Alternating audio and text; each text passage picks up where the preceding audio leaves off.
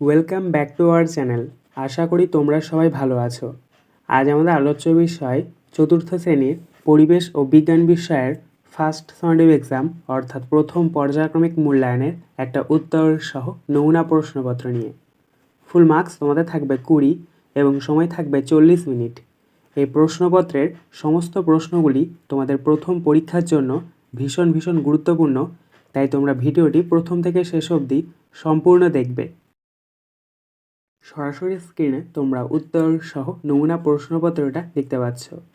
1. সঠিক উত্তরের ওপরে টিক চিহ্ন দাও। হাফগণিত 6 × 3। ক. বাতাস থেকে অক্সিজেন নেওয়াটা হলো নিঃশ্বাস না প্রশ্বাস? সঠিক উত্তর হবে প্রশ্বাস, তাই এটার ওপর আমরা টিক চিহ্ন দেবো। খ. উদ্ভিদের তৈরি খাদ্যে জমা থাকে সূর্যের শক্তি, বিদ্যুৎ শক্তি না বায়ু শক্তি? সঠিক উত্তর হবে সূর্যের শক্তি, তাই এটার ওপর আমরা টিক চিহ্ন দেবো। গ. খাদ্যনালীর শেষে থলির মতো অংশকে বলে পাকস্থলী, যকৃৎ না অন্ত্র?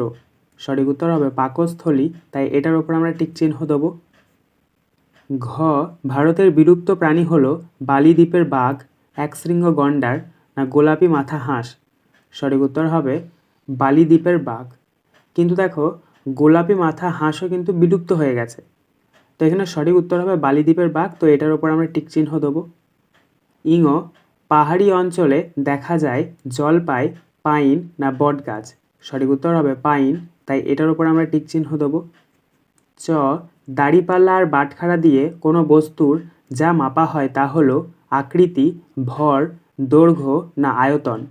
সঠিক উত্তর হবে ভর, তাই এটার উপর আমরা টিক চিহ্ন দেবো। 2. শূন্যস্থান পূরণ করো। 1 × 3 = 3। ক. লালারস বেরোয় ড্যাশ থেকে? এখানে শূন্যস্থানে বসবে লালা গ্রন্থি। খ.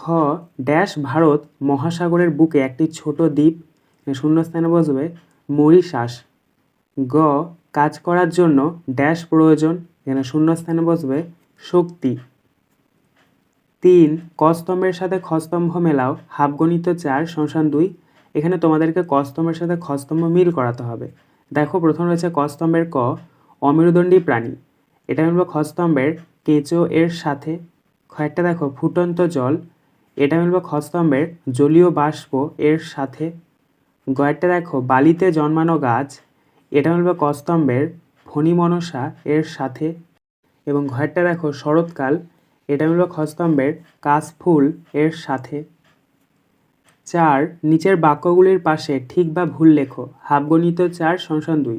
অর্থাৎ বাক্যটি সত্য হলে তোমাদেরকে ঠিক লিখতে হবে এবং মিথ্যা হলে ভুল লিখতে হবে। কয়েকটা দেখো প্রজাপতি ফুলের রস খায়, এটা হবে ভুল, তাই এখানে আমরা ভুল লিখেছি। কয়েকটা দেখো মাংস খাওয়া হয় দাঁত দিয়ে গুঁড়িয়ে, এটা হবে ভুল, তাই এখানে আমরা ভুল লিখেছি। গয়েরটা দেখো শাকসবজি ও গাজর খাওয়া চোখের পক্ষে ভালো, এটা হবে ঠিক, তাই এখানে আমরা ঠিক লিখেছি। ঘয়েরটা দেখো লবণ কর না দেওয়ার জন্য ডাক দিয়েছিলেন রবীন্দ্রনাথ, এটা হবে ভুল, তাই এখানে আমরা ভুল লিখেছি। 5. নিচের প্রশ্নগুলির উত্তর দাও। 2 × 3 = 6, যে কোনো তিনটি। ক. সুষম আহার কাকে বলে? উত্তর, যে খাবারের মধ্যে শরীরের প্রয়োজনের সব কটি উপাদান থাকে তাকে সুষম আহার বলে। যেমন দানাশস্য জাতীয় খাবার, শাকসবজি ও ফল জাতীয় খাবার, তেল, ঘি, বাদাম জাতীয় খাবার এবং মাছ, মাংস, ডিম জাতীয় খাবার। খ. দাঁতের যত্ন কিভাবে নিতে হবে? উত্তর, 1 নাম্বার, দিনে 2 বার দাঁত মাজতে হবে। 2 নাম্বার, ওপর নিচ করে দাঁত মাজতে হবে। 3 নাম্বার, টক জাতীয় ফল খেতে হবে। গ. পদার্থ কাকে বলে?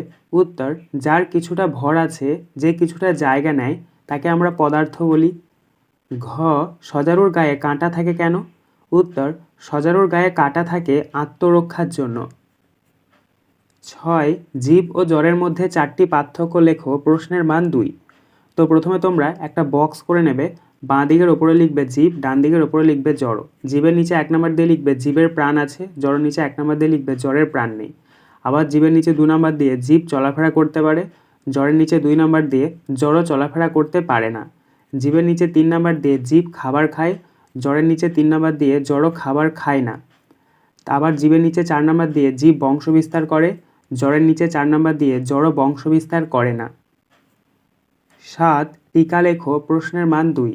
ক সংরক্ষণ, যে কারণে কোনো জীবের সংখ্যা কমে যাচ্ছে সেই সব কারণগুলো যাতে না ঘটে তার ব্যবস্থা করাকে সংরক্ষণ বলে। খ বসন্ত ঋতু, আকাশ পরিষ্কার থাকে, গাছে গাছে নতুন পাতা গজায়, নানা রকম ফুল ফোটে, কোকিল ডাকে, দোল উৎসব পালিত হয়। এটাই ছিল তোমাদের পরিবেশ ও বিজ্ঞান বিষয়ের প্রথম পর্যায়ক্রমিক মূল্যায়নের জন্য গুরুত্বপূর্ণ প্রশ্ন উত্তর। তোমরা অবশ্যই এই প্রশ্নগুলো খাতায় লিখে নিয়ে মুখস্থ করবে এবং মুখস্থ করার পর না দেখে তোমরা আবার খাতায় লিখবে।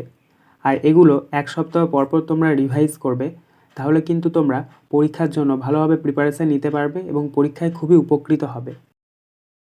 আজকের আলোচনা পর্বটি এখানেই শেষ হলো। আশা করি ভিডিওটি তোমাদের ভালো লেগেছে। যদি ভালো লাগে একটা করে লাইক করে দিও। সবশেষে তোমাদের কাছে একটাই অনুরোধ, যারা এখনও পর্যন্ত আমাদের চ্যানেলটিকে সাবস্ক্রাইব করে উঠতে পারোনি তারা চ্যানেলটিকে সাবস্ক্রাইব করে পাশে থাকা নোটিফিকেশন বেলকে অল প্রেস করে নিও এই ধরনের নতুন নতুন ভিডিও পাওয়ার জন্য। ধন্যবাদ।